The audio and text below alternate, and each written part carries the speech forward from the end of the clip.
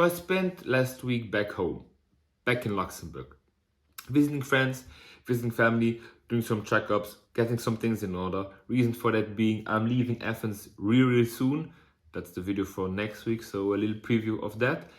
But I will be leaving Athens, so I want to make sure to see them again and visit them again, because I'm not quite sure when the next time will be when I have the possibility to go back to Luxembourg. So I wanted to get it done now when I still have plenty of time. And while being back, I of course had some thoughts about going back to Luxembourg. I knew I bought the flight. I had a couple of weeks before the flight, and I had this notion of, am I going back for too long? Because it was basically 6 days, and I immediately started questioning myself, what am I doing in the country? Why am I going back to that small, little, boring piece of land where I'm not doing really anything because it's just pretty boring and whatever, especially in the north where I'm living. Has its benefits, has its negatives, there's everything in life, there's a balance. But what am I doing back here in Luxembourg? And then I went back last week. I was greeted by rain, of course, when I landed in Brussels. But that's just a story, as it just needs to be like this for it to be a welcome back in the region. But after those 6 days, and while being there during these 6 days, I didn't have that feeling that I had before I left, where I was like, what am I actually going to do back there? Of course, I knew I was going to meet friends, and I was going to meet family, and I would catch up and go to restaurants and have a nice time. But somehow, still while being here, I was held back, and I was expecting just to, going through the motions, do the nice stuff, but at the same time, at the end of the 6-7 days, have that feeling of, okay, it's good, time to go back. But then Sunday arrived, the day I came back to Athens, and also when I then sat in the plane and I arrived here back, and now yesterday, for example, I started thinking about how the trip was, and actually it was an amazing, good trip. It was filled with good people, good food, good energy, good experiences, good conversations. And I started to ask myself, why was there a difference between me being here and thinking about how it's gonna be to actually how it was? Because I was back there in December for Christmas, and there I had already a perceived plan in my mind how it's gonna go, because it's Christmas time, so it's a lot of family, it's a lot of presents, it's being at home, it's cold, it's snow, it's presents, it's Christmas music, and I enjoy all of that. But how it was this time and how it was in Christmas was completely different. And so I started asking myself, why? Why did it feel so different? Why did it feel so different now? Why did I come back and really still have a feeling of, wow, I really spent 6 nice days in Luxembourg, even though I expected to be typical Luxembourgish things that I want to leave ASAP. While when I'm here and I think of going back, I feel that way. I feel, I don't want to go back. What the fuck am I doing in the country?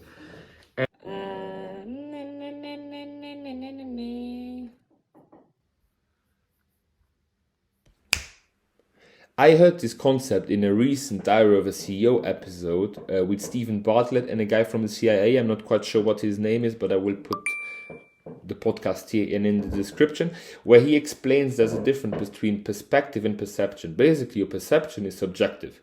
Your perception is what you experience from your view, based on your experiences, on your emotions, on your feelings, on your opinions, on your plans, on whatever. While perspective is always objectively, from afar.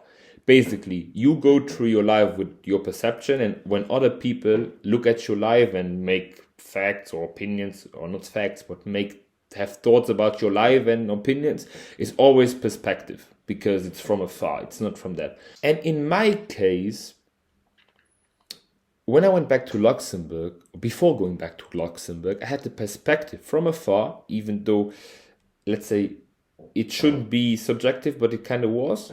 But I had the perspective from afar of it being boring, it not being where I want to be right now, it back and being stuck in the small piece of land where I usually stuck in the north where I'm at. And of course I will enjoy seeing my family, friends and everything, but in the whole picture, I just want to go back. While the perception, subjectively, what I experienced when I was there was completely different. And so having those thoughts in mind, the perspective from here, from afar in Greece, to then my perception when I was there, and experiencing everything was completely different. What for me now, because it's in both cases, it was a perspective from me from afar and my perception in it. Usually it's your perception versus other people's perspectives from afar. So it's a very interesting concept, because that makes you realize also a lot when people tell you their opinion of something. It's their perception. It's their perception, how they experience it due to things that happened, due to what they learned, what they felt. And then you give them your perspective from afar, basically. So it's always, your perception is always stronger, but sometimes other people's perspectives, because they are looking at it objectively, can be very, very helpful, because they are not in the source. They are not in the maze, in your own maze often, looking around, turning left and right, but they can look from above and see that you're just turning in circles often. Very interesting topic, but I think what made the difference between my perspective and my perception was just how I framed it. And the way I framed it was like, I didn't go back to Luxembourg to stay in Luxembourg. I went back to Luxembourg to have 6 days of me being there, going back a bit into the life I was used to, enjoying that life, and coming back to, I don't want to say my new life, but the life I'm living right now here in Athens. And so that's exactly how I approached it. I set out to meet with with as many people as I wanted to meet, to catch up with a lot of people I hadn't catch up for months, to go to restaurants, to go to very nice places I like, to then also spend a typical Saturday night with the boys, shout out the boys, have a great time, knowing in my head that this will not be forever. I won't be stuck here. Let's say I'm here for 6 days. Let's make the most out of the 6 days. And it was amazing 6 days. And so I think because I went with that frame of mind that it's a limited 6 days in Luxembourg, even though you in general don't enjoy being here, let's make the most of it. Me having that in the back of my mind while being there made the experience really, really, really enjoyable. And I enjoyed all of it. I enjoyed talking to my family about just, even though we talk, of course, on FaceTime, but you know that it's not the same than being face to face, looking someone in the eye and just experiencing their energy and the way they talk and their tonality, body language, and just from face to face, catching up with friends, and just in general, it was the first time I went back since starting this whole content journey, and getting then feedback and hearing what people thought, and people being interested and asking questions why I'm doing this and why I'm doing that, and also, just to be honest, getting their thoughts on the different kind of content I've been creating. Since here on YouTube, of course, is a thing, but it's different from Twitter or Instagram, but just experiencing what it means for other people to just see the content and not really understanding the reasons I'm doing it, or not really grasping, okay, why did he do it like this and not like that, or just giving their feedback. And I think it's such an interesting thing, because often you do stuff in life, in school, at work, whatever, and the only people who give you feedback is the ones above you, right? If you're in school, your teachers. If you're at work, maybe your manager, your boss, whatever, gives you feedback. But in this case, you do something from yourself, from completely like, I have no boss. The only boss I have is basically myself, if I look at my content, and getting then feedback from people who goes from, I really like this, but really didn't understand this, to then other people seeing it complete other way around, is really interesting. Because then you that gives you nuggets of knowledge of, okay, that might have connected better with those kind of people, and that content might have connected with a different kind of person, and maybe I should do this more like that, or I should do more this differently. An example is those 6-second videos I did on Instagram. I talked about it in the past video. I talked about it, how it didn't feel authentic to me. How after doing them for a month or like 3 weeks, I don't know, I didn't feel authentic doing them. I felt those videos were just annoying and not creative, and it was like play for the algorithm, do content for the algorithm. But I still do. But in this case is, even if I feel like doing reels, I don't feel like doing those type of reels. That's not authentic to the person I am, which is something I didn't want really to do. Of course, we look at the numbers, but that's an extreme form of looking at the numbers, doing something you don't even enjoy doing.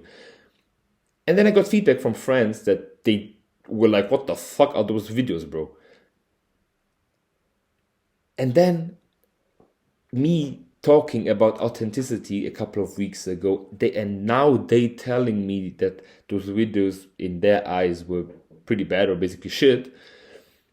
It just reinforced my thought. It just reinforced that me feeling inauthentic in doing those kind of videos, so me not having a good feeling while doing them but still doing and posting them, and people actually noticing that those videos might not be as good as something I could have done, just reinforced that doing inauthentic stuff just doesn't pay off.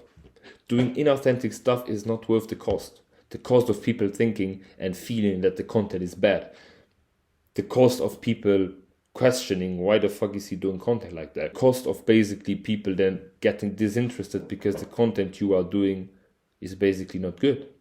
So all in all, what I wanted to say again, you know how these videos are, it's just me talking about thoughts and basically forming thoughts while I talk, which is a nice process.